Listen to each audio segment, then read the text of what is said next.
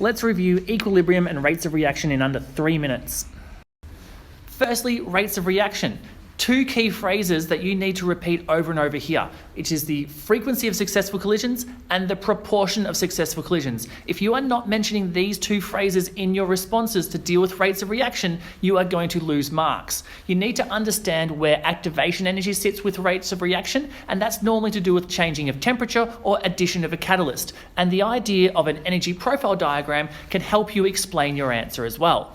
After rates of reaction, we then looked at Le Chatelier's principle and the idea of equilibrium. Equilibrium states that in a reaction, it's not always going to go to completion, so you're always going to have some reactants and some products in your mix. Le Chatelier's principle is how we use, or what we use, to try and push as much of that reaction to the right and produce as many products as we possibly can. The cornerstone of Le Chatelier's principle was the fact that the reaction will move to partially oppose the change. Again, another key phrase when looking at the yield of a reaction.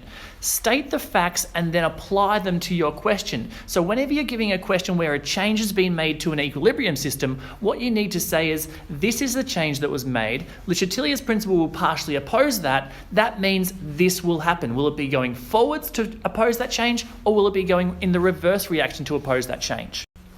A few changes that you need to understand is the addition or removal of products, the change in volume, pressure, or overall concentration, or adjustment of temperature.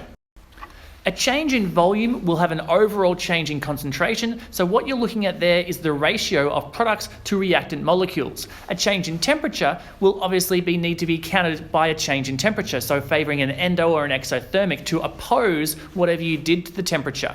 Another thing with the Le Chatelier's principle is it's really nice to try and draw a little graph to help you understand what's happening in this system. A graph will involve a sharp change, a Le Chatelier change, and then re-establishing equilibrium. Remember that Le Chatelier's change is a curve, and that curve is in the ratio of our reaction. When you're looking at graphs, you've got to be a little bit careful about what the y-axis is. Sometimes they'll give that to you in mole, sometimes concentration, or sometimes rate. So you need to be a little bit careful on that. But with graphs and stuff like that, and Le Chatelier's principle, it's practice, practice, practice, practice. Apply your knowledge to as many situations as you possibly can.